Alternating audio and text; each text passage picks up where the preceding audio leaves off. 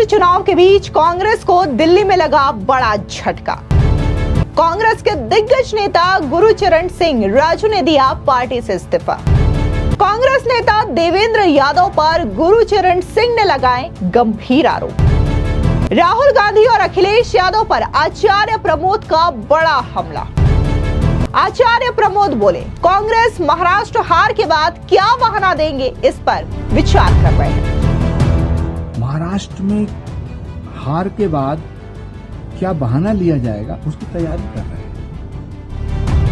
नमस्कार, स्वागत है आपका। आप देख रहे हैं द न्यूज और मैं रानी गुप्ता आपके साथ। दरअसल महाराष्ट्र में जल्द ही वोटिंग होनी है, लेकिन इससे पहले दिल्ली से कांग्रेस पार्टी को बड़ा झटका लगा है। आपको बता दें कि गुरुचरण सिंह राजू जो है वो पार्टी के दिग्गज नेता हैं, लेकिन उन्होंने कांग्रेस पार्टी से इस्तीफा दे दिया है। साथ ही उन्होंने जो कांग्रेस के नेता है उन पर गंभीर आरोप लगाए हैं। दरअसल देवेंद्र यादव पर आरोप लगाते हुए गुरुचरण सिंह ने कई सारे बयान दिए हैं और उन्होंने ये भी बताया कि आखिर उन्होंने कांग्रेस पार्टी से इस्तीफा देने का विचार क्यों किया। तो भाई दूसरी ओर आपको बता दें कि पूर्व कांग्रेस नेता आचार्य प्रमोद कृष्णम ने राहुल गांधी और अखिलेश यादव पर जमकर निशाना साधा है। सीधे तौर पर आचार्य प्रमोद कृष्णम का यह कहना है कि भले ही हरियाणा में कांग्रेस क्यों हारी है, इस पर कांग्रेस आंतरिक सर्वे कर रही हो, लेकिन महाराष्ट्र में हार के बाद क्या बहाना दिया जाएगा, इस पर भी कांग्रेस अभी से विचार करने शुरू कर चुकी है।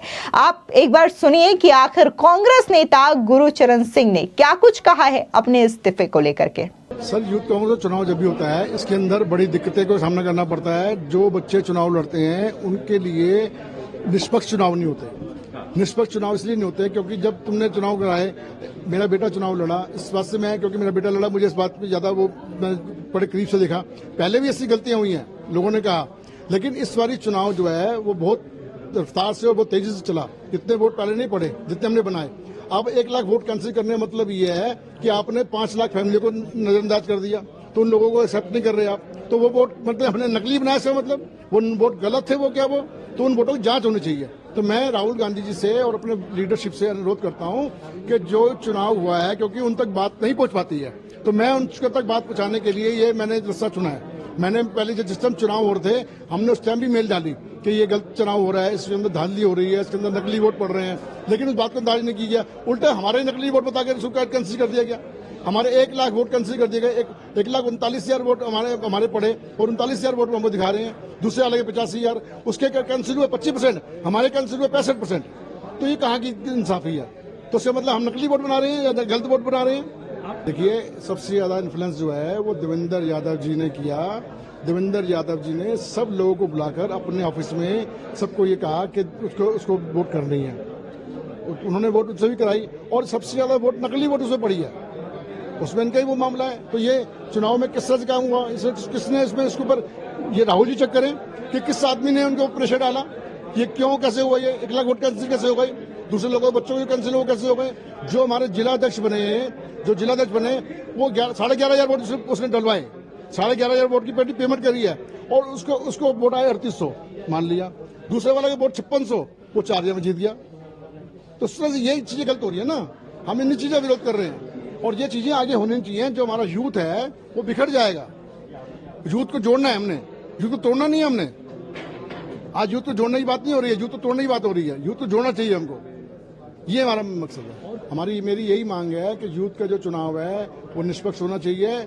और जो दिल्ली के लीडर हैं, जब राहुल गांधी जी ने कहा है कि इसके अंदर बड़ा लीडर कोई हस्तक्षेप नहीं करेगा, तो किस लिए किया गया, क्यों किया गया? सब लोगों ने इसके अंदर हस्तक्षेप किया अपने अपने वोटों में। जिस तरह से कहा यार, थोड़ा सा मैंने जब बात करी लोगों से, यार ऊपर से दबाव है राजू भाई, दबाव है। प्यार तो सबसे एक दूसरे जानते हैं। जब मैंने लोगों से बात करी तो लोगों ने यही कहा कि भैया थोड़ा सा दबाव है हमारे पर। आप समझते हो यार राजू भाई, ऊपर से दबाव है, तो दबाव देना चाहता है, दबाव सीधा दबाव है इनका। तो सीधा अगर इस तरह से खेल करना ही था। और जब ये चुनाव शुरू हुआ तो मैं देवेंद्र यादव से पूछ कर आया कि सर, आपका कोई बंदा लगा चुनाव लड़ रहा है तो मैं इसको नहीं लड़वाता। तो उन्होंने कहा नहीं आप लड़ो। जब फार्म भर दिया इसने, जब मैं दोबारा लेके गया तो फिर मैंने उनसे कहा जी, मैंने चुनाव इसने फार्म भर दिया है तो उसको आशीर्वाद दे दो। कहने यार कोई बात नहीं, मेरा बंदा आप एक लड़ रहा है तो दिक्कत है यार, तो लेकिन मैं निष्पक्ष लड़ूंगा, आप चुनाव लड़ो, कोई बात नहीं। आप मुझे मना करते थे, मैं चुनाव नहीं लड़ता। लेकिन चुनाव लड़कर उसके बाद में ये धांधली हो जाना, ये बहुत बड़ा एक क्वेश्चन चीज है। तो मैं यही चाहता हूं कि ये 90,000 वोट हमारे 1 लाख वोट कैंसिल किए हैं, इनकी जांच होनी चाहिए। बस इस्तीफा मैंने देवेंद्र जी को भेज दिया, अब एक्सेप्ट करें नहीं करें वो उनकी मर्जी पर है। पहले जब चुनाव शुरू हुआ था, पहले ये हुआ था कि लोगों को मेंबर बनाओ, क्योंकि मुझे भी यूथ कांग्रेस में रहने का मौका मिला। मैं जिला चांदनी चौक का डिस्ट्रिक्ट प्रेसिडेंट रहा यूथ कांग्रेस का, मुझे उसमें काम करने का मौका मिला। तब चुनाव नहीं हुआ करते थे, तब नॉमिनेट होते थे। तो आज जिस तरह से ये लोग कर रहे हैं, पहले बैलेट पे चुनाव होता था, पहले मेंबर बनाओ, वो मेंबर आके वोट डालेगा, उसमें होता था। फिर इलेक्ट्रॉनिक वाला मामला आ गया। अब इलेक्ट्रॉनिक वाले मामले में जिस तरह का वोट चल रहा है, उस तरह के लोग ये अपना अपना काम कर रहे हैं। तो उसमें भी धांधली वाले मामले, जिस तरह हम बीजेपी के लिए कहते हैं कि वहां धांधली है, इस तरह यहाँ धांधली है।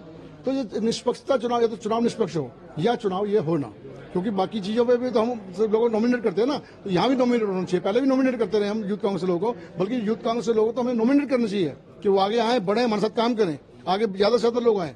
एनएसयूआई में लोग हमारे साथ जुड़े हैं, इससे जुड़े, क्योंकि कड़ी यही होती है एनएसयूआई की और यूथ कांग्रेस की। यही बच्चे आगे आते हैं, यही आगे बढ़ के आगे काम करते हैं। तो नई पीढ़ी जो है हमारे साथ जुड़ने से कतरा रही है। इसलिए जब ये बच्चे इनको जोड़ रहे हैं, 1.5 लाख वोट, 2.25 लाख वोट डलवा रहे हैं, तो उसका मामला ऐसे तो नहीं बना ना।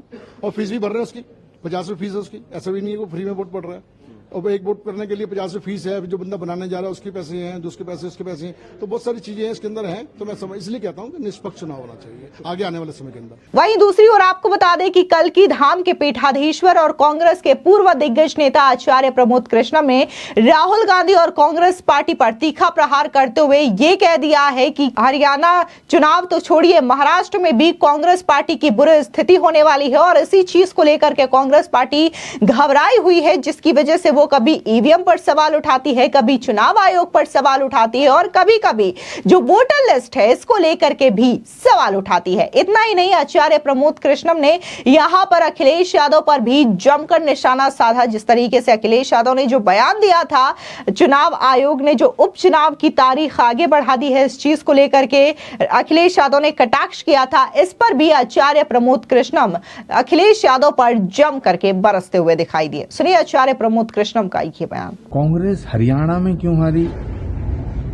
इसकी समीक्षा वो कर रहे हैं, लेकिन कांग्रेस बहुत एडवांस पार्टी हो गई है। महाराष्ट्र में हार के बाद क्या बहाना लिया जाएगा उसकी तैयारी कर रहे हैं। इन्हें पता हुआ एब्सोल्यूट मेजॉरिटी से नरेंद्र मोदी जी के नेतृत्व में, उनके सानिध्य में भाजपा की सरकार बन रही है।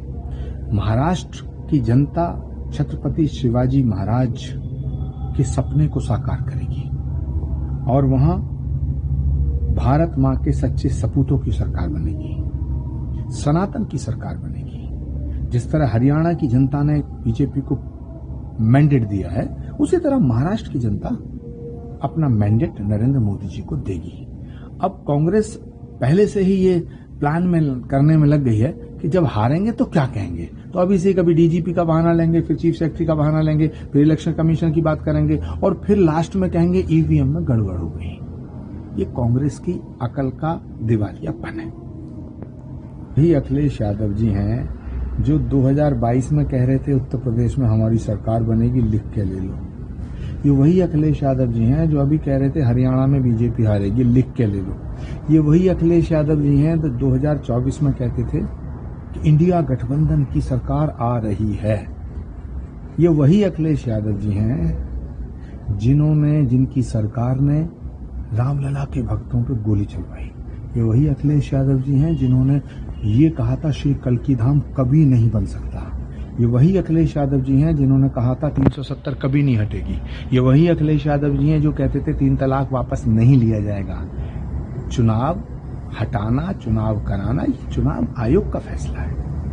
अखिलेश यादव जी इतने सीनियर लीडर हैं, उन्हें चुनाव आयोग पे भरोसा होना चाहिए। सुप्रीम कोर्ट पे इन्हें भरोसा नहीं, कहते हैं साहब मोदी जी चला रहे हैं।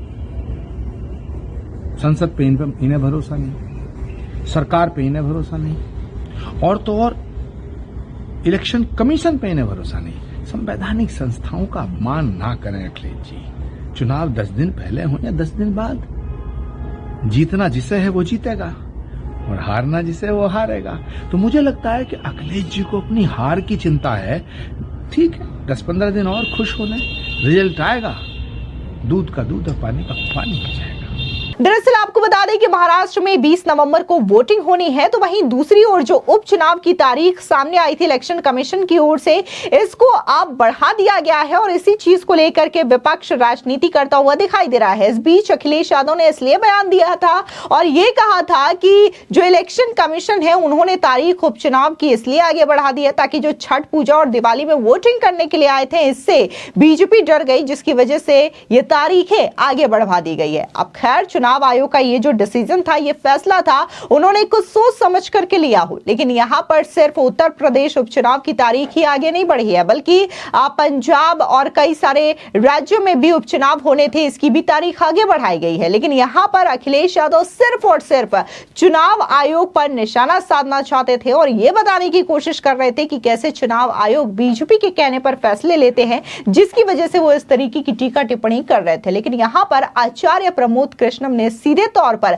अखिलेश यादव की इस बयानबाजी को लेकर के बड़ा हमला बोल दिया है। आपको बता दें कि उपचुनाव को लेकर के बीजेपी उत्तर प्रदेश में पूरी तरीके से तैयार नजर आ रही है। न सिर्फ उत्तर प्रदेश में बीजेपी ने अपने कार्यकर्ताओं के साथ मिलकर के इस उपचुनाव को लेकर के तैयारी मजबूत की है, लेकिन आरएसएस भी बकायदा बीजेपी के साथ मैदान तैयार करता हुआ नजर आ रहा है। आरएसएस के कई सारे कार्यकर्ता न सिर्फ उत्तर प्रदेश बल्कि जो महाराष्ट्र में चुनाव हो रहे हैं, इसको लेकर के भी तैयारी कर रहा है, जमीनी स्तर पर लोगों से मिल रहा है और बकायदा बीजेपी को लेकर के जो नैरेटिव लोकसभा में फैलाया गया था, इस नैरेटिव को भी पूरी तरीके से खत्म करने की कोशिश कर रहा है, जिसकी वजह से यहां पर विपक्ष जो है वो पूरी तरीके से बौखलाया हुआ है और इस तरीके की बयानबाजी करता हुआ नजर आ रहा है। महाराष्ट्र हो, हरियाणा हो या फिर उत्तर प्रदेश हो, इंडिया अलायंस में फूट देखने को मिल रही है और यही वजह है कि इन फूट की वजह से इंडिया अलायंस को बड़ी शिकस्त का सामना करना पड़ता है और बीजेपी वहीं दूसरी ओर पूरी तरीके से आत्मविश्वास से भरी नजर आ रही है कि जो जीत